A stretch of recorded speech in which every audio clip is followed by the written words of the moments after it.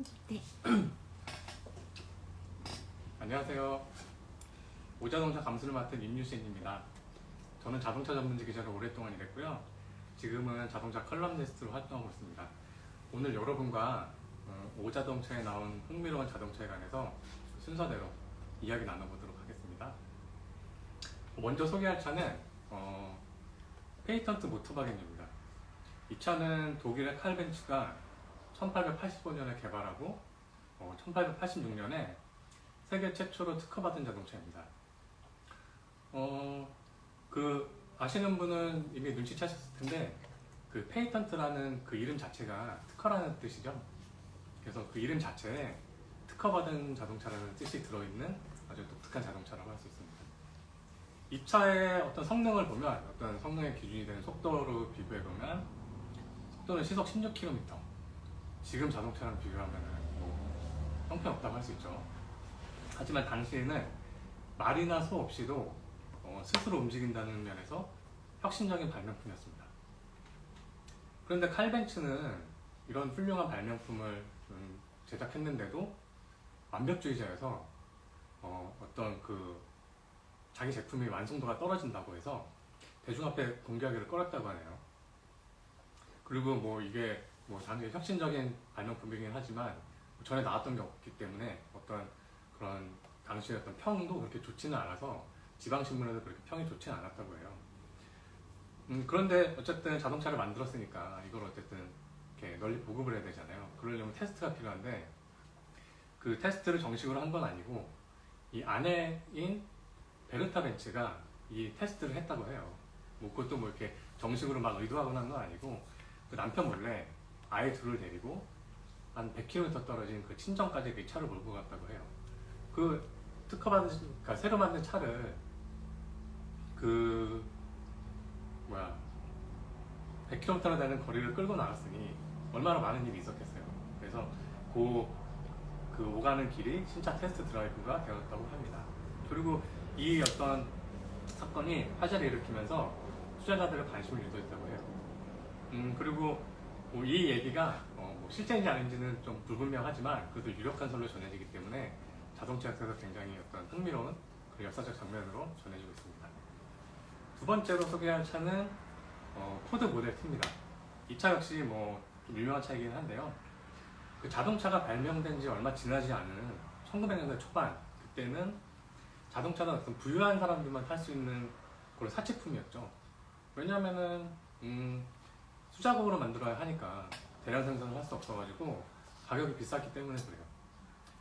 1903년에 헨리 포드가 이제 설립한 포드 자동차 회사는 이제 자동차를 일반 노동자들도 구매할 수 있는 그런 저렴한 가격으로 내놓기로 이제 목표를 세웠습니다. 그래서 1908년에 모델 T란 모델이 출시가 되었고요. 근데 당시 차 가격이 이제 $2,000였는데 굉장히 고가였다고 해요. 근데 모델 T는 $825, 그러니까 3분의 1에 불과하죠. 굉장히 저렴한 가격으로 차가 나왔습니다. 근데 모델 T 역시 초기에는 전통적인 수작업으로 만들어가지고 이렇게 대량 생산하기에는 좀 이렇게 부족했다고 해요. 그래서 이제 한계에 부딪히다 보니까 이제 포드에서 컨베이어 벨트 방식을 개발한 거예요. 컨베이어 벨트 방식은 그 육류 가공 공장에서 순서에 따라서 가축을 해체하고 제품화하는 과정. 사람들은 가만히 서 있고 이제 벨트가 돌아가면서 제품이 돌아가는 그걸 보면서 아이디어를 얻었다고 하죠.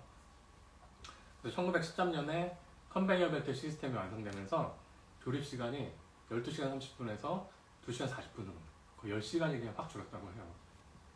그래서 컨베이어 벨트가 이제 좀 그 자리가 잡힌 1925년에는 10초의 핸드글로 자동차가 나왔다고 합니다. 그리고 모델 T 관련해서는 굉장히 재미있는 이야기가 하나 있는데요. 1914년인가부터는 페인트를 검은색으로만 통일했다고 해요. 그 전에도 한 색상이 한 서너 종류? 그게 많은 건 아니었는데 왜 검은색으로 했느냐? 검은색 페인트가 가격이 저렴한 데다가 빨리 마른다고 해요. 그러니까 차 가격을 낮추고 생산을 빨리 하는데 최적의 색상인 거죠. 그래서 차를 검은색으로만 내놨다고 합니다. 세 번째로 소개할 차는 윌리스 지프 MB입니다. 요즘에 유행하는 차가 뭔지 다 아시죠? SUV라고 그 이렇게 각진 박스형 차에다가 오프로드도 잘 달릴 수 있는 차를 이제 SUV라고 하는데, 이런 유틸리티 자동차의 원조가 바로 윌리스 지프 MB입니다. 2차 세계대전 당시에 이제 전쟁터에서 쓸 차로 미국 윌리스사에서 개발한 차고요. 이제 미국 정부에서 전쟁에 쓸 차를 여러 업체다가 이제 그 테스트하게서 뽑을 테니까 차를 이제 개발해 봐라 해가지고 그 중에서 이제 뽑힌 차가 MA라는 차고요. 이제 최종적으로 선정된 후에 MB라는 이름으로 이제 정식 생산을 시작했습니다. 이제 전쟁이 끝난 후에 이제 이미 만들어 놓은 차를 이제 뭐 시설 같은 거를 또 이제 활용을 해야 되니까 민간용 차, 일반인들이 살 수 있는 차로 만들면서 지프라는 이름을 달고 나왔다고 해요. 그래서 이제 그 이름이 이제 뭐 유명하긴 한데, 요즘에도 이제 오프로드용 자동차를 보면 찝차라고 하잖아요. 아마 나이 드신 분들은 되게 익숙한 그런 이름일 거예요. 근데 이 찝차가 지프에서 유래한 거죠. 이거랑 비슷한 사례가 하나 더 있는데, 우리가 이제 미니밴을 보면, 승합차를 보면은 봉고라고 하잖아요, 봉고. 봉고도 이게 어떤 그 자동차 분야를 가리키는 말이 아니라, 차종을 가리키는 말이 아니라 특정 모델의 이름이거든요. 그것처럼 어떤 찝차도 지프라는 이름이 어떤 그렇게 대명사가 된 거죠.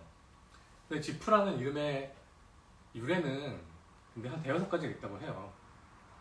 그 중에 한 두 가지 정도가 좀 이렇게 유력한 설이라고 하는데, 하나는 만화 뽀빠이에 나오는 그 강아지 이름이라고 해요. 요술 강아지인데 어디로든 갈 수 있는 그런 존재라고 하죠. 그 지프라는 차 자체가 전장을 누비는 차라서 이제 어디든 그냥 험로도 갈 수 있기 때문에 그 성격에도 맞습니다. 그리고 다용도, 영어로 제너럴 퍼포즈를 나타내는 거에 머리 글자를 따서 GP, 그래서 발음에 나왔다는 거에서 지프라고 부른다는 설도 있습니다. 그 네 번째로 소개할 차는 체커 마라톤입니다. 이 차는 미국 자동차 회사 이제 체커 모터스에서 제작한 모델인데, 어떤 이 차 자체보다는 뉴욕 택시로서 더 이렇게 흥미로운 이야기가 담겨 있어요. 그 뉴욕 택시는 대부분 노란색이죠. 그래서 옐로캡이라는 그런 애칭으로 불리는데, 뭐 뉴욕에 가보시지 않은 분도 영화 속에서 보면은, 뉴욕 장면을 보면은 아마 노란 택시가 다니는 모습을 봤을 거예요. 굉장히 익숙하죠. 그래서 옐로캡은, 그 노란색 택시는 1960년대 후반에 등록된 택시하고 불법 영업하는 택시를 구분하려고 그렇게 노란색으로 칠했다고 해요. 근데 노란색으로 구분하는 데만 그게 이제 어떤 효과를 발휘한 게 아니라, 길거리에서 이제 택시를 잡으려는 승객들 눈에도 잘 띄고, 그리고 도로 안에서는 다른 차 운전자 눈에도 잘 띄기 때문에 사고를 줄이는 효과까지 냈다고 해요. 그 노란 택시는 이제 뉴욕의 상징이 되었고 명물로 자리 잡았죠, 지금까지도. 택시는 어떤 그런 색상과 관련된 그런 특징이 좀 있는데요. 영국에는 옐로캡과는 조금 그 비슷한 걸로 블랙캡이 있죠. 검은색 택시. 그리고 디자인도 클래식하고요. 근데 옐로캡하고 차이는, 옐로캡은 일반 자동차는 택시를 썼다면 블랙캡은 그 차만 전용으로 만드는 브랜드가 따로 있습니다. 그런 점의 차이가 있죠.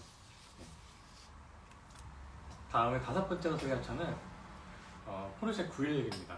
이 차는 아마 많은 분들이 알고 계실 거예요. 유명한 스포츠카죠. 911은 역사가 되게 오래된 차예요. 1963년에 나와서 지금까지 60년 동안 계속 나오고 있죠. 근데 굉장히 독특한 거는 그 세부 디자인은 바뀌었는데 그 첫 모델의 형태와 분위기가 지금까지도 그대로 유지되고 있어요. 특히 그 개구리 눈 닮은 헤드램프가 가장 큰 특징이라고 할 수 있죠. 911은 스포츠카 시장에서 아이콘 같은 존재라고 할 수 있어요. 그 시장 대표하는 모델이라고 할 수 있죠. 모든 브랜드가 스포츠카를 만들 때 911처럼 만들어야 돼, 911보다 더 잘 만들어야 돼, 이런 식으로 벤치마크 삼는 교과서 같은 차라고 할 수 있습니다. 이게 고유한 특성이 강하긴 한데 그게 장점이면서 단점이 되기도 해요. 왜냐하면은 그런 것들에 이제 어떤 익숙한 분들, 마니아들이 어떤 그런 걸 변화가 생길 때 굉장히 많이 이렇게 어떤 불평을 많이 좀 하죠. 네. 그래서 그 주요한 어떤 변화를 보면은 엔진이 그 이제 열을 낼 때 그걸 식혀야 되거든요. 근데 그거를 예전 911은 그 공기로 이제 식혀서 공냉식이라 그래서 공기로 식혔는데 물로 하는 수냉식으로 바뀌었어요.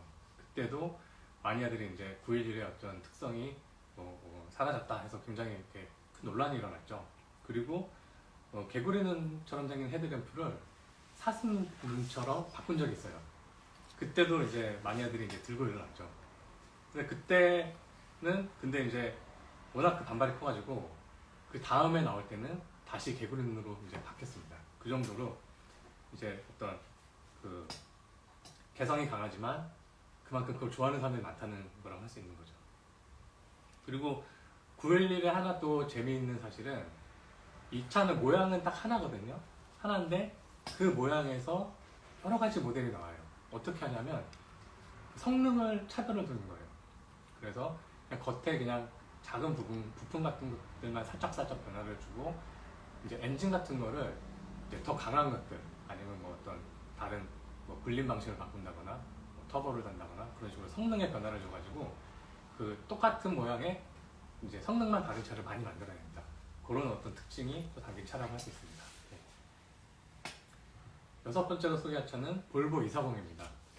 그 볼보 하면 안전의 대명사라고 하죠. 그래서 볼보 하면 안전을 떠올리는 분들이 많은데요. 볼보는 외관으로도 굉장히 유명합니다. 볼보는 1953년부터 외관을 제작했고요. 굉장히 오래됐죠. 그리고 이제 볼보 외관을 알기 전에 유럽의 외관 문화를 좀 알아볼게요. 유럽은 외관 문화가 발달했는데 왜냐면 실용성을 중시하는 문화도 있지만 장기간 동안 장거리 휴가를 즐기는 그런 문화의 영향을 받아서 그래요. 왜냐면은 차를 또 오래 타야 되니까 차는 편안해야 되고 짐을 많이 실어야 되고 하다 보니까 외관이 가장 이제 적합한 거죠. 그런 영향 때문에 외관이 발달했고요. 네, 발달했습니다. 근데 요즘 볼보 자동차를 보면 굉장히 날렵하고 매끈하거든요. 그래서 아마 이 240을 보면 저게 볼보인가 하고 생각하시는 분도 있을 거예요. 그래서 그런 날렵하고 매끈한 디자인이 돋보이지만 2000년대 전까지만 해도 볼보는 각진 디자인이 특징이었습니다. 외관은 물론 세단도 그렇고요. 특히 이제 외관은 이제 모양 자체가 박스형인데 그게 딱 각지게 되어 있기 때문에 볼보 차는 쇠로 만든 상자처럼 그런 어떤 각진 디자인이 더 두드러졌죠. 그런데 그런 각진 디자인이 모양은 투박해 보이지만 장점은 되게 커요. 왜냐면은 그 둥그런 거 모양이면은 이제 손해보는 공간이 생기는데 각진 디자인이면은 그 비는 공간이 하나도 없이 다 활용할 수 있는 거죠. 그런 장점이 있습니다. 그래서 1970년대 중반에 볼보 240 시리즈를 기반으로 한 다양한 외관이 나오면서 볼보는 외관 이런 이미지가 자리가 잡혔습니다. 그만큼 볼보 240이 볼보 브랜드 안에서도 중요한 모델이라는 걸 알 수 있겠죠. 다음은 일곱 번째 소개할 차는 포드 커스텀 F100입니다. 이름만 보면 어떤 차인지 되게 감 잡기 힘든데요. 이 차는 픽업입니다. 미국은 픽업의 본고장이라고 할 정도로 픽업이 많이 팔리는 시장이죠. 그런데 우리나라에서는 짐차 이미지가 강해서 되게 안 팔립니다. 픽업이 어떤 모양이냐? 앞에 사람 타는 공간이 있고 뒤에 짐 실는 그런 어떤 베드가 있죠. 쉽게 말하면 우리나라 1톤 트럭 생각하시면 돼요. 네, 그런 거긴 한데 국내에서는 워낙 안 팔려가지고 안 팔린 차 3대장에 속하죠. 픽업, 외건, 해치백 그 세대 중에 한 대인데 미국에서는 연간 판매 1위를 수십 년째 픽업이 차지하고 있습니다. 지난해만 봐도 미국 시장에서 1위를 한 F시리즈의 판매 대수가 65만 대예요. 그 전해에는 73만 대고 그 정도로 많이 팔리죠. 그런데 그 승용차, 세단형 승용차에서 가장 많이 팔리는 토요타 캠리는 30여만 대거든요. 2배나 더 많이 팔리는 거니까 미국에서 얼마나 인기인지 알 수 있겠죠. 그래서 픽업의 대명사로는 포드 F시리즈를 꼽습니다. F시리즈는 1948년부터 나오기 시작했고 1953년부터 선보인 2세대부터는 체급이나 어떤 그런 장비에 따라서 F100에서 900까지 이렇게 숫자가 붙어요. 네. 그래서 지금 소개하는 그 F100은 커스텀 F100은 이제 장비와 사양에 따라 등급을 달리하는 그런 커스텀이라는 트림의 자동차를 말하는 거예요. 그 정도로 오래전부터 이렇게 다양한 픽업이 나왔다는 그런 사실을 알 수 있습니다. 네, 여덟 번째로 소개할 차는 포르쉐 카이엔입니다. 포르쉐가 두 번이나 나오죠. 네, 그만큼 특별한 차를 만드는 브랜드인데요. 카이엔은 SUV입니다. 키 큰 SUV예요. 납작한 스포츠카만 만들던 포르쉐가 SUV 시장에 진출하면서 2002년에 내놓은 모델입니다. 그때도 이제 스포츠카 브랜드의 자존심을 내던지고 SUV 시장에 뛰어들었다고 해서 엄청난 논란에 휘말렸죠. 하지만 그 논란과는 별개로 판매는 대성공을 거뒀습니다. 당시 포르쉐가 재정적으로 좀 많이 어려운 상황이었죠. 그런데 이 카이엔 때문에 완전히 그 어려움에서 벗어났죠. 그래서 카이엔이 포르쉐를 부활시킨 1등 공신 역할을 톡톡히 해냈습니다. 그리고 지금까지도 그 현금을 만들어내는 그 존재를 뜻하는 캐시카우라는 말이 지금까지도 붙어 다닙니다. 그만큼 판매량과 매출의 절반을 카이엔이 책임지고 있죠.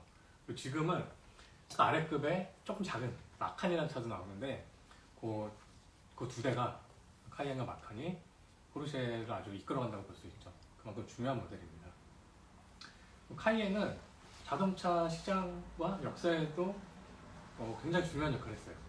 이 차가 이제 나온 이후에 고성능 SUV 붐이 일기 시작했죠. 그래서 벤틀리, 람보르기니, 롤스로이스, 마세라티 이런 고급 고성능 브랜드가 SUV 시장에 뛰어들었습니다. 그 계기를 카이엔이 마련한 거죠. 네, 굉장히 중요한 차라고 할 수 있습니다. 아홉 번째 소개할 차는 허머입니다. 허머는 선비라는 군용차를 민간용으로 내놓은 SUV입니다. 1992년부터 2010년까지 20여 년 동안 생산됐죠. 이 차를 보면 군용차에 기반한 차답게 덩치가 크고 좀 거칠고 우럭부럭하게 생긴 이미지가 강합니다. 그리고 이제 야외에서 주로 달리는 차로 오프로드 주파력이 아주 최고죠. 근데 문제가 뭐냐면 연비가 1리터에 4km 정도밖에 안 돼요. 더 세게 밟으면은 그 이하밖에 안 되겠죠. 네. 그래서 슈퍼카들이 보통 한 2, 3km 간다고 그러는데 슈퍼카 SUV인데 이제 슈퍼카 정도밖에 연비가 안 나오는 건데, 그래서 이제 기름 먹는 하마라는 별명이 떨어지지는 않았어요. 근데 이제 기름값이 오르고 이제 연비가 좋아야 한다는 그런 친환경 분위기가 이제 이어지면서 허머도 시장의 외면을 받죠. 그래서 차뿐만이 아니라 브랜드 자체가 2010년에 없어져 버려요. 허머라는 브랜드. 그런데 굉장히 아이러니하게도 허머가 다시 이제 10년 만에 2021년에 되살아났거든요. 그런데 웃긴 거는 전기차로 부활한 거예요. 네. 과거 성격은 그대로 유지하는데 기름 대신 이제 전기로 달리는 거죠. 그러니까 환경 파괴의 주범이 환경부 1등 공신이 되는 그러한 대반전이 일어난 차로 할 수 있습니다. 열 번째로 소개할 차는 포드 GT40, GT40, GT40 여러 가지 이름으로 부르는데 이 차는 이제 경주차입니다. 1960년대에 포드는 모터스포츠 분야에서는 좀 취약했어요. 그래서 이제 모터스포츠 분야에서 인지도를 끌어올리려고 이제 그 분야에서 이름을 날리던 페라리의 합작을 제안했죠. 하지만 의견 차이가 커서 협상이 결렬됐는데 그때 상황이 전해지기로는 페라리가 일방적으로 협상을 취소했다고 해요. 포드로서는 굉장히 좀 자존심 상하는 어떤 그런 상황이 벌어진 거죠. 그래서 포드가 이제 연구업체 도움을 받아서 페라리하고는 이제 우리가 끊어졌으니까 연구업체 도움 받아서 1964년에 GT40이라는 경주차를 만들었어요. 근데 그 목표를 이제 자기들한테 수모를 남긴 페라리를 타도하자 그 목표를 세운 거예요. 그래서 1966년에 GT40 세대가 르망 24시간에서 페라리를 제치고 1, 2, 3위를 차지해요. 그 사진이 아직도 남아있는데 그 1, 2, 3위를 똑같은 GT40이 들어오는 게 진짜 역사적인 명장면으로 남아있거든요. 그리고 그 66년뿐만 아니라 67년부터 69년까지 3년 동안 또 우승을 계속 차지해요. 그만큼 굉장히 이제 파란을 일으켰죠. 역사 명승부로 이제 그 기억되는 그런 장면입니다. 그리고 이름에서 그 숫자는 40은 높이를 가르쳐요. 높이는 40인치, 한 1m, 102cm, 한 요 정도 되죠. 굉장히 낮은 그런 차라는 걸 알 수 있습니다. 네, 11번째 소개할 차는 타타 나노입니다.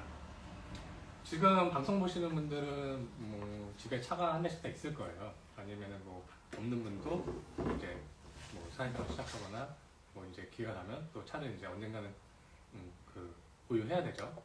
자동차는 필수품이긴 한데 가격이 이제 어느 정도 있어가지고 쉽게 살 수 있는 물건은 아니죠. 그래서 자동차 회사들은 어쨌든 차를 많이 팔아야 되니까 널리 보급할 수 있는 저렴한 차를 만드는데 이제 많이 노력을 합니다. 타타 나노는 인도 타타 자동차에서 2008년에 만든 경차예요. 근데 이 차는 가격이 250만 원밖에 안 해요. 굉장히 싸죠. 그리고 지구상에서 가장 싼 양산차라는 타이틀을 얻었는데 이 차를 만든 계기가 좀 독특해요.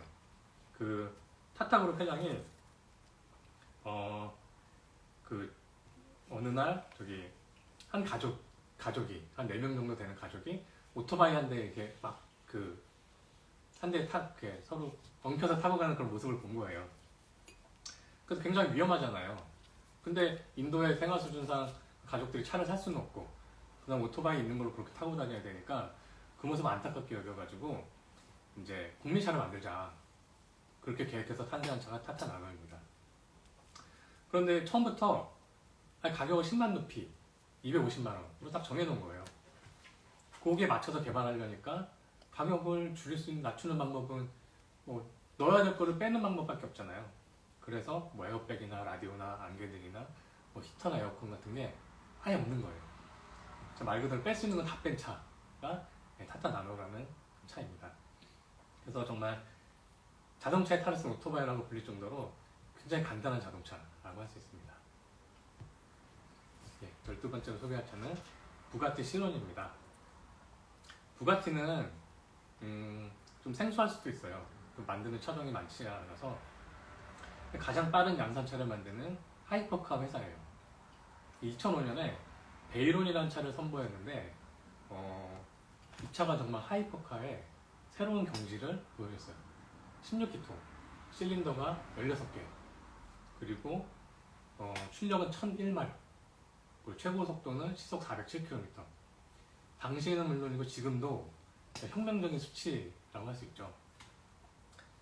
그리고 이 차가 얼마나 이렇게 그 성능이 극한이냐면 최고 속도로 15분 동안 달리면 타이어가 다 녹아버린다고 해요. 그러니까 뭐 이렇게 극한으로 달리면 얼마 못하는 거죠. 그 정도로 터무니없는 성능을 보여주는 차인데 이 베이론 이후에도 부가티는 어떤 비슷한 차를 이제 후속 모델로 계속해서 내놓고 있어요. 그래서 베이론의 후속 모델로 나온 차가 바로 시론입니다. 그 시론 중에서도 슈퍼스포츠 300 플러스라는 모델은 시속 490km까지 돼요. 500km에 가깝죠. 뭐 KTX가 뭐 시속 300km 정도 빨리 달리면 그렇게 나오는데 그보다도 훨씬 빠른 그런 차라고 할 수 있습니다.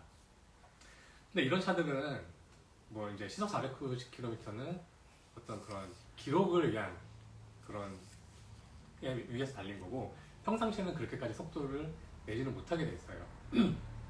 그래서 시론의 키가 시론은 키가 2개가 있어요.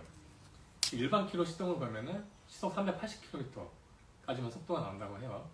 뭐 380km 굉장히 빠른 속도긴 한데 그리고 이제 더 빨리 달리려면 그 보이지 않는 곳에 이제 열쇠 구멍이 하나 더 있어서 거기다 키를 꽂으면은 이제 조금 더 시속 420km까지 달릴 수 있게 해준다고 합니다. 그만큼 대단한 속도를 내는 차라고 할 수 있습니다.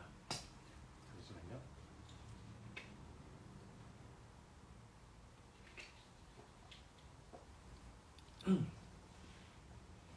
다음에 소개할 차는 스마트입니다. 스마트는 시티 커뮤터의 대표 모델이라고 할 수 있는데요. 시티 커뮤터가 뭐냐면 도심에서 출퇴근할 때 주로 탈 수 있는 그런 데 최적화된 차를 시티 커뮤터라고 합니다. 도심에서 이제 출퇴근할 때 타려면은 복잡한 도심에서 재빠르게 기동성 있게 달릴 수 있어야 하고 주차하기 쉬워야 하니까 크기가 작아야 하고, 그리고 매일 일정 거리를 반복해야 되니까 이제 기름을 적게 먹는 연비가 높은 차, 그런 게 시티 컴퓨터에 적합하겠죠. 그리고 이제 주로 이제 뭐 출퇴근할 때는 혼자 타니까 차가 굳이 클 필요는 없고요. 그래서 주로 경차나 소형차가 시티 컴퓨터 역할을 주로 합니다. 스마트는 그런 어떤 시티 컴퓨터 중에서도 2인승 모델이에요. 그 뒷좌석이 없는 거예요. 앞에 둘만 타는. 일반 경차보다도 작은 정말 장난감처럼 생긴 그런 자동차라고 할 수 있습니다. 스마트도 근데 4인승도 있긴 해요. 그래서 2인승은 포2, 4인승은 포4라고 나눠지는데, 특히 포2는 차체가 작아서 개구리 주차도 쉽게 할 수 있어요. 개구리 주차가 뭐냐면 이렇게 인도 위에다가 이렇게 바퀴 앞쪽을 딱 걸쳐놓고 하는 주차 말하는 거죠. 그래서 다른 차들은 이쪽 방향으로 다 서 있는데 그 틈새에 이렇게 들어가는 거죠. 예. 그렇게 해서 공간을 정말 잘 활용할 수 있는, 주차 공간이 작아도 다 소화해낼 수 있는 그런 차라고 할 수 있습니다. 네, 14번째 소개할 차는 포르쉐 356 SC. 이 차는 아트카를 먼저 이제 알아야 돼요. 그 자동차는 이동수단이긴 한데 그림을 그리는 그런 그 소재가 될 수 있거든요. 예술의 한 분야가 되는 거죠. 그래서 차에다가 직접 그림을 그리는 거예요. 차가 이제 그 캔버스가 되는 거죠. 그 아트카 중에서는 BMW가 가장 유명하죠. 그래서 BMW는 아마 1970년대부터인가 아트카를 시리즈로 이제 계속 작업을 해서 지금 한 20여 대 정도가 나와 있거든요. 유명한 그런 예술가들이 차에 그림을 그리는 거예요.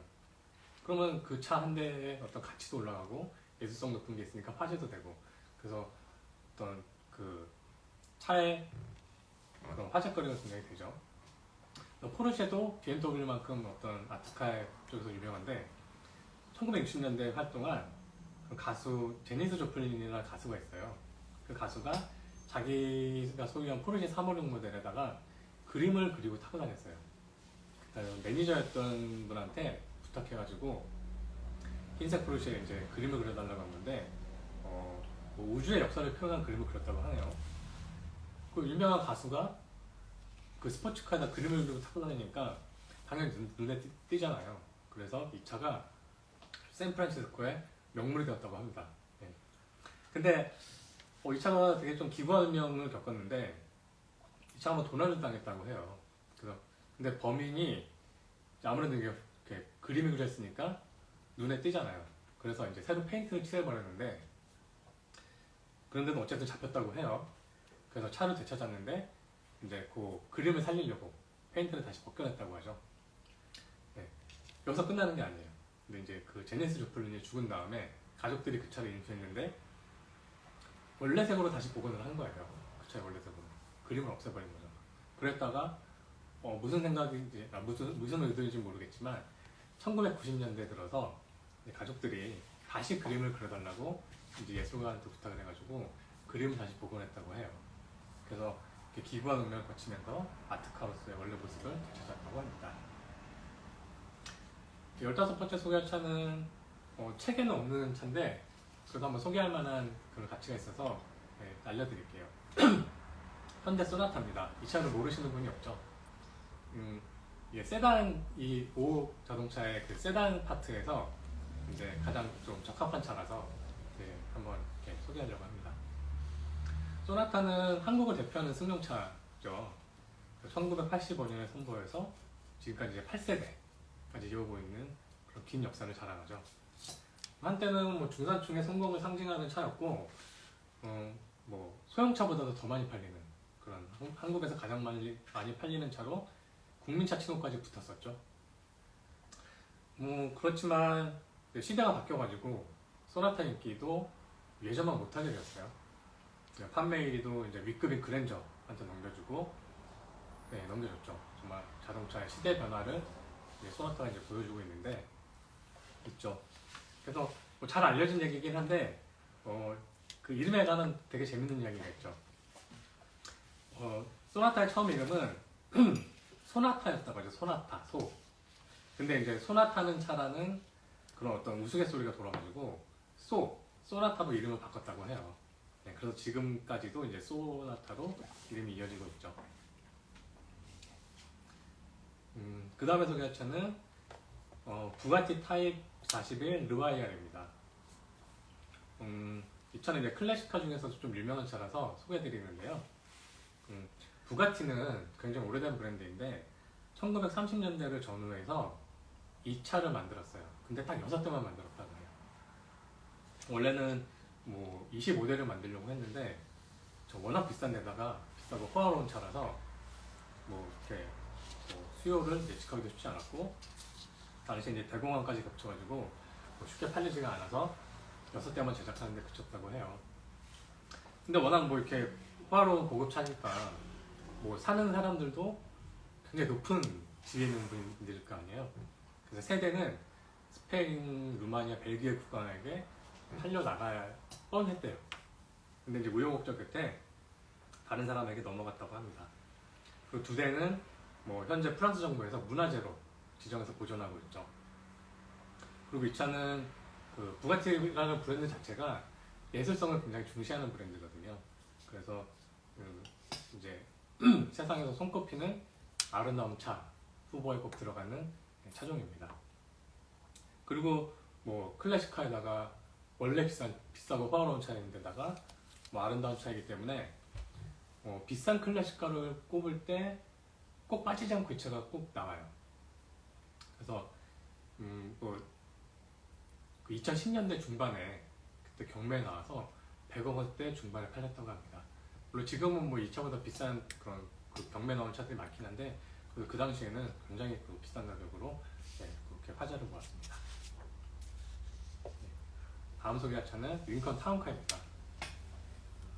링컨 타운카는 뭐 그렇게 뭐 특별한 차는 아니라고 할 수 있어요. 그냥 대형 세단? 평범한 대형 세단인데 이 차는 왜 이렇게 좀 의미가 있냐면 이 차는 리무진으로 유명해요. 리무진은 차체를 길게 느린 차를 말하죠. 그래서 보통 차하고는 이제 조금 보다는 되게 특별한 그런 분위기를 풍기는 차인데, 리무진은 크게 2종류로 나뉘거든요. 그래서 휠베이스를 조금 늘려서 뒷좌석 공간을 넓힌 차가 있어요. 휠베이스가 뭐냐면 바퀴 2개 사이의 거리를 휠베이스라고 그러는데, 요걸 이렇게 조금 이렇게 늘리면 뒷좌석 공간이 늘어나요. 그래서 뒷좌석에 편하게 앉을 수 있게 그렇게 만든 리무진이 있고, 아예 차체를 딱 잘라서 그 중간에 이제 새로 만드는 거예요. 그렇게 하면은 차 안에 시트를 뭐 1열이나 2열을 더 넣을 수 있죠. 그렇게 해서 여러 사람을 태울 수 있는 그런 리무진이 있는데, 그런 거는 스트레치드, 늘린 차, 리무진이라고 그렇게 합니다. 그래서 1981년에 미국 포드사에서 나온 그 링컨 타운카는 스트레치드 리무진의 그 기반이 되는 차로 굉장히 많이 쓰였어요. 그래서 그 링컨 타운카 자체가 리무진의 대명사처럼 그렇게 여기고 있습니다. 국내에서는 리무진이 이제 생소하죠.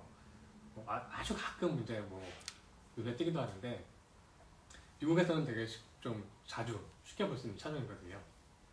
근데 미국에서 이렇게 리무진이 생긴 그 유래는 그 인원이 많은 빅밴드가 이동할 때 사람도 많이 타고 악기도 이제 많이 실어야 될 때 그렇게 이제 편해서, 그래서 이제 만든 차가 리무진이라고 합니다. 그리고 이제 차를 뭐 잘라서 늘린다고 했잖아요. 근데 보통은 이제 세단을 잘라서 늘리는데, 사실 잘라서 늘리는 거에 차종에 제한은 없어요.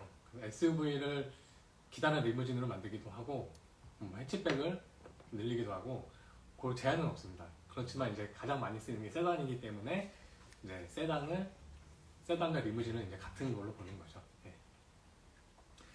그 다음 소개할 차는 들로리언입니다. 들로리언은 자동차 회사 이름이에요. 그래서 근데 이렇게만 얘기하면은 무슨 차인지 되게 좀 궁금해하실 건데, 백투더 퓨처 영화에 나온 차라고 하면은 그 차 하고 바로 이제 아마 알아차리실 거예요. 영화에 나온 차는 정확히는 들로리언 DMC-12라는 모델이에요. 들로리언에서 유일하게 만든 자동차이고요. 이 차는 8,000여 대만 생산되고, 이제 영화에서 인기를 얻으면서 이제 엄청나게 그 유명세를 타서 굉장히 희소하고 귀한 차가 됐죠. 네. 그런데 그 귀한 차였지만 그래도 자동차 마니아들한테는 되게 희소식인 게 2007년에 한 사업가가 이 회사를 이제 부활시킨 거예요. 어떤 방식으로 했냐면 그냥 그 회사 특정 사버린 거예요. 예. 그래서 예전 그 시설하고 부품 그런 게 남아 있었을 거 아니에요. 그거를 가지고 차를 다시 만들었다고 해요. 예. 그래서 이제 이 차를 손에 넣을 기회가 조금 늘어났다고 할 수 있겠죠. 그리고 이 차의 디자인은 되게 유명한 디자이너인 조르제토 주지아로가 담당됐어요. 그래서 이분이 여러 차를 이제 디자인했는데 그러다 보니까 차들이 조금 비슷한 경향이 있어요. 그래서 이 드로리안도 그 로터스 에스프리나 현대 포니 쿠페 이 차들하고 분위기가 조금 비슷합니다. 네. 다음에 소개할 차는 람보르기니 쿠타치입니다. 람보르기니는 슈퍼카 브랜드로 되게 잘 알려져 있죠. 람보르기니의 어떤 대표 모델이라고 하면은 미우라라고 해서 되게 전설적인 자동차라고 할 수 있는데 그 미우라의 후속작이 바로 쿠타치입니다. 이 쿠타치는 특징은 그 문이 위로 열리는 시저도어예요. 그 위로 열리는 것 중에서도 약간 가위처럼 열린다고 해서 시저도어라고 하는데 그 시저도어를 최초로 적용한 모델이라고 합니다. 그 도어가 지금까지도 이제 람보르기니의 특징이 되었다고 하니까 이제 그 브랜드 역사에서 굉장히 중요한 모델인 걸 알 수 있겠죠.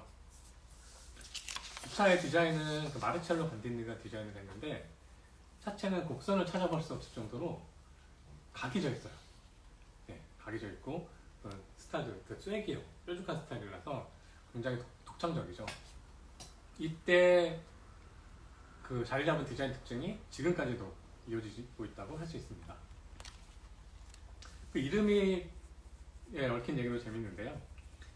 콘타치가 좀 약간 낯설죠.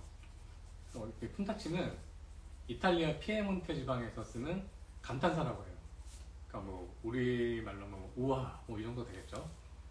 근데 이제 이게 예전에는 이게 왜 그 감탄사를 쓰게 됐냐면 뭐 기술자인지 디자이너인지는 확실하지 않은데 그 개발 과정에서 이 차를 보면서 그 어떤 그 멋진 그런 모습에 이제 놀라가지고 감탄사를 내뱉은 거를 딱 듣고 이름으로 썼다고 하는 설이 전해집니다. 우리나라에서는 한동안 발음 그대로 해서 카운타크라고 불렸거든요. 그래서 이게 더 익숙한 분들이 있을 거예요. 근데 언제부턴가 원래 발음인 쿤타치로 이제 부르기 시작했습니다. 이것도 엄밀히 따지면 이탈리아 발음으로는 쿤타쉬 정도 된다고 해요. 네. 그 다음 소개할 차는 폭스바겐 골프입니다. 골프는 뭐 이렇게 특별하지 않으면서도 특별한 차라고 할 수 있어요.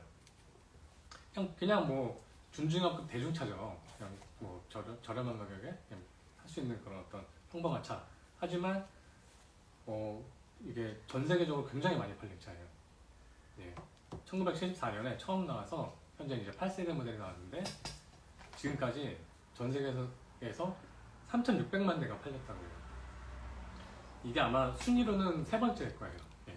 그 정도로 많이 팔린 차고 독일 폭스바겐사에서 나오기 때문에 주로 유럽 시장에서 큰 인기를 끄는 차라고 할 수 있습니다. 골프는 해치백, 그러니까 트렁크가 튀어나오지 않은 그런 차인데 어떤 대중차의 대명사로 통하고 있고요. 소형차를 만드는 회사들이 이제 그 골프를 딱 어떤 표본으로 삼아서 이제 많이 만들고 있습니다. 그런데 이 골프도 이제 7세대, 바로 전 세대까지는 변함없는 인기를 누렸는데 8세대 들어서면서 인기에 조금 이상이 생겼어요. 전기차 시대가 오면서 엔진으로 달리는 자동차가 이제 조금 인기가 이제 떨어지기 시작한 거죠. 그래서 이제 그 골프가 어떤 자동차 어떤 트렌드 변화를 어떤 보여주는 그런 모델이라고 했습니다.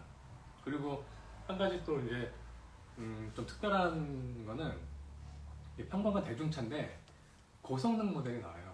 골프 GTI라고 고성능 모델이 나오는데 이 차는 서민들의 포르쉐라고 불릴 정도로 굉장히 어떤 그 저렴하면서 그 강한 성능을 내는 차. 그렇게 이제 인정받고 있습니다. 마지막으로 소개할 차는 테슬라 모델 S입니다. 지금은 전기차 시장이 굉장히 빠르게 커지고 있거든요. 근데 한 10년 전만 해도 전기차는 한 몇십 년 후에나 이제 대중화될 거다. 그 정도로 이제 먼 미래일처럼 여겼습니다. 왜냐면은 한 10년 전만 해도 주행거리도 짧고 충전하는 시간도 오래 걸리고 그리고 뭐 이제 뭐 배터리 때문에 차가 무거워지니까 차를 크게 만들기도 힘들고 또 가격을 좀 낮춰야 되니까 소형차 외에는 만들기가 쉽지 않고 네, 그랬거든요. 그런데다가 이제 뭐 분위기 자체가 이런 전기차의 그런 어떤 한계를 극복하기 힘들다라는 분위기가 이제 좀 자동차 업계 전반에 퍼져 있었습니다.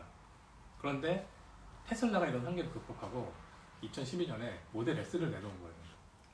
근데 차도 큰 차, 대형급이고 고급차에다가 주행거리도 한 400-500km, 전에는 1-200km밖에 안 됐는데 400km가 넘고 성능도 엄청 강하니까 완전 전기차 신기원이 열려버린 거예요.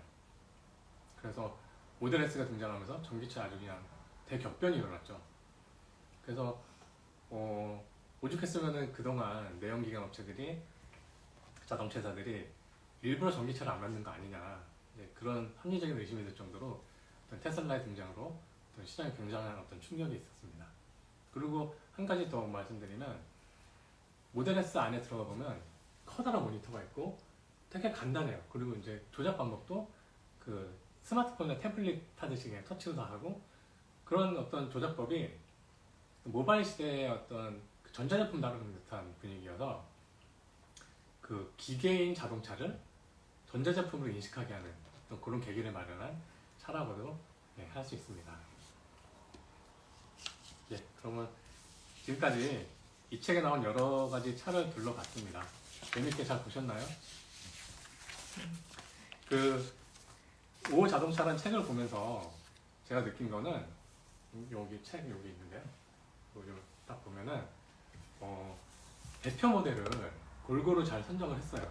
제가 방금 한 21대를 이렇게 꼽았는데 그거 외에도 각 분야의 그런 어떤 특기할 만한 차들을 잘 선정한 책이라고 할 수 있습니다.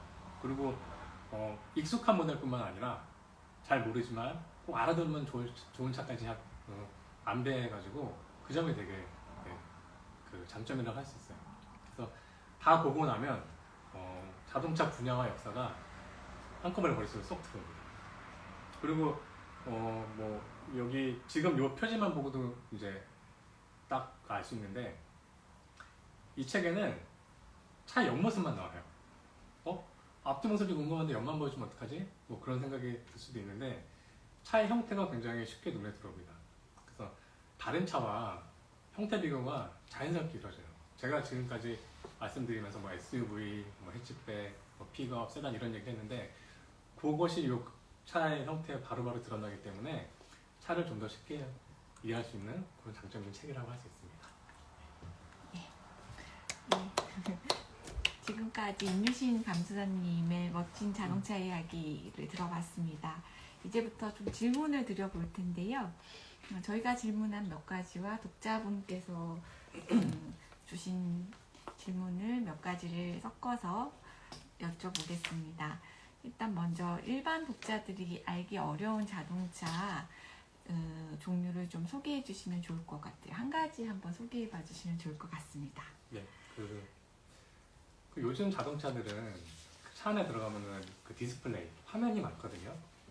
그래서 아마 뭐 차를 가지고 계신 분이나 뭐 다른 차를 얻었다거나 하면은 그 디스플레이가 많다는 걸 알 수 있을 거예요. 근데 그 디스플레이를 쓰는 이유가 그 이제 어떤 정보 전달도 있지만 그 버튼을 줄이려는 목적이 있거든요.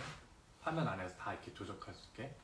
근데 얼마 전까지만 해도 버튼을 최대한 많이 쓰는 브랜드가 있었어요. 그게 바로 포르쉐입니다. 포르쉐는 버튼 하나에 기능 하나, 딱 하나 눌렀을 때 기능 하나만 작동하게 라는 철학에 따라서 하나의 버튼에 하나의 기능만 넣다 보니까 버튼이 많아진 거예요.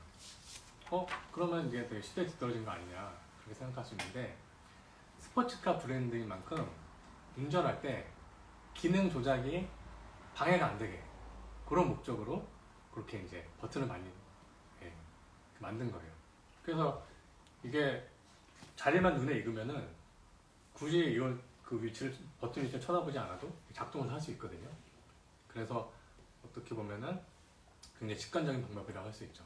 그래서 트렌드하고는 뭐 다를지 모르겠지만 그런 데에도 자동차 브랜드의 심원 철학이 숨어 있다. 예, 그런 얘기를 전해드리고 싶습니다.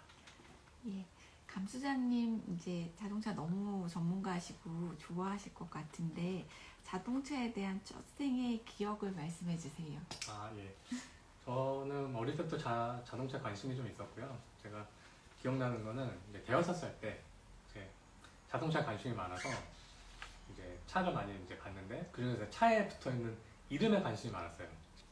근데 뭐 차 이름이 전부 영어로 적혀 있으니까 뭐 제가 나이도 어린데 뭐 어떻게 알겠어요. 그래서 종이에다가 이제 직접 적었죠. 적었다기보다 그렸죠. 그려서 집에 가서 부모님께 물어보면서 이제 그렇게 하면서 알파벳을 깨우치게 된 그런 일이 있었고요. 근데 이제 뭐 제가 그 당시 1970년대 그때는 뭐 자동차가 대중화된 시기도 아니었고 그리고 제가 살던 동네는 변두리 지역이어서 차가 많이 없었어요. 그래서 이제 차를 보러 동네 이곳저곳을 막 돌아다닌 그런 기억이 납니다. 네, 책에 소개되지는 않아서 되게 아쉬운 자동차 종이 있다면 어떤 게 있을까요? 일단 특별한 특정한 차종보다는 한 분야가 빠져서 좀 아쉽긴 했어요. 그러니까 그 일반 자동차의 힘을 키워서 이게 스포츠카 수준으로 성능을 높인 차를 고성능 자동차라고 하는데요. 이게 이제 겉은 평범한데 힘은 강해서 양해탈스 늑대라고 이렇게 표현을 해요. 근데 이 차들이 요즘에 이제 많이 좀 희소하면서 뭔가 이렇게 어떤 그 개인의 개성을 표현할 수 있는 차로 많이 이렇게 그 각광받고 있는데요. 뭐 BMW M, 벤츠 AMG, 아우디 RS 이런 쟁쟁한 차들이 많은 분야입니다. 그래서 이런 분야의 대표 모델들이 조금 소개됐으면 더 좋지 않았을까 그렇게 생각합니다. 네, 독자들 질문을 좀 드려볼게요. 옛날 차에는 왜 창문이 없나요? 이렇게 질문하셨는데 제일 처음에 보여준 그 차들이 창문이 없어 보였나 봐요. 아, 옛날 차들이요? 예. 그 옛날 차들은 그거 생각하시면 돼요. 마차라고 생각하시면 돼요. 그러니까 이제 마차에다가 엔진을 달았다. 그렇게 생각하시면 돼서 마차는 그 초창기 마차는 보면은 뭐 그냥 다 뚫려 있잖아요. 네. 그런 상태에서 이제 그게 자동차를 변했다고 생각하시면 되고 유리도 처음에는 이제 앞에만 가리는 네. 거였다가 점차 이제 뒤로 생긴 그런 발달 과정을 거쳐서 늘어났다고 볼 수 있습니다. 두 번째 질문은 부가티 시론 네. 저만 그런가요? 뒷바퀴보다 앞바퀴가 살짝 커 보이는데 그런가요? 제가 정확히는 모르겠지만 보통은 자동차는 똑같거나 네. 뒤가 더 큽니다. 네. 네네. 네. 근데 아마 저 부가티 시로는 저거는 네 바퀴 굴림이에요. 네 바퀴를 다 굴리기 때문에 네 바퀴를 다 굴린 차는 보통 크기를 같게 하거든요. 그래서 아마 네. 앞이 크지는 않을 거예요. 네. 네. 강추하시면서 가장 마음에 드는 부분 혹은 아쉬운 부분 있으신가요? 라방을 보다 보니 자연스레 자동차 러버가 됩니다. 다 너무 예쁘네요 하셨어요. 예. 네. 그 아쉬운 부분, 가장 마음에 드는 부분 혹은 아쉬운 부분 감수하시면서. 감사하십니다. 네, 네. 뭐 다 마음에 들었고요. 아쉬운 부분은 사실 뭐 저도 이제 자동차 쪽 분야에서 차를 되게 많이 알고 있는데 여기 이게 되게 얇잖아요. 네. 그래서 차가 많이 소개가 좀 덜 돼 있어요. 그래서 욕심 같아서는 조금 더 책이 두꺼우면서 더 많이 소개했으면 더 좋았을 텐데 하는 그 아쉬움이 좀 있습니다. 10살 조재인입니다. 이탈리아 차 중에서 멋진 스포츠가 많은 이유가 있나요? 이탈리아가 자동차 산업이 발달한 나라이기도 하고요. 네. 그리고 그 초창기 때 그 페라리나 람보르기니 어떤 그런 그 슈퍼카 브랜드들이 초창기부터 많이 발달했기 때문에 그것이 지금까지도 이어지는 면이 있습니다. 그리고 뭐 이거는 이제 뭐 공식적으로 어떤 그런 건 아니지만 이탈리아 사람들이 이제 어떤 열정이 넘치는 그리고 감성이 풍부하고 네. 그래서 어떤 강하고 멋진 차에 좀 더 이렇게 발달한 그런 면도 없지 않아 있습니다. 네, 마지막 질문입니다. 이 책에 나오는 책 중에서 감수자님이 가장 좋아하는 차 하나만 꼽으라고 한다면 어떤 차가 있을까요? 좋아하는 차요? 네, 사실 아까 나온 차 중에 갖고 싶은 차는 있었어요. 네. 그 아까 포르쉐 그 아트카는 정말 한 대밖에 없는 그 귀한 차여서 정말 소유하고 싶은 차이긴 한데 좋아하는 차는 딱히 그거는 지금 제가 어디 고르기가 좀 쉽지 않아요. 왜냐하면 여기 나온 차들이 워낙 주옥 같은 차들이 많아서 이렇게 되게 많이 있습니다. 네, 오늘 너무 감사합니다. 마지막 감수자님의 말씀 들으면서 라방 끝내겠습니다. 네. 네. 긴 시간 동안 시청하시느라고 수고 많으셨고요. 이번 기회를 통해서 자동차에 관심을 가지고 자동차를 소개하는 책에도 관심을 가져주시면 좋겠습니다. 그럼 이것으로 오자동차 소개를 마치겠습니다. 고맙습니다. 감사합니다.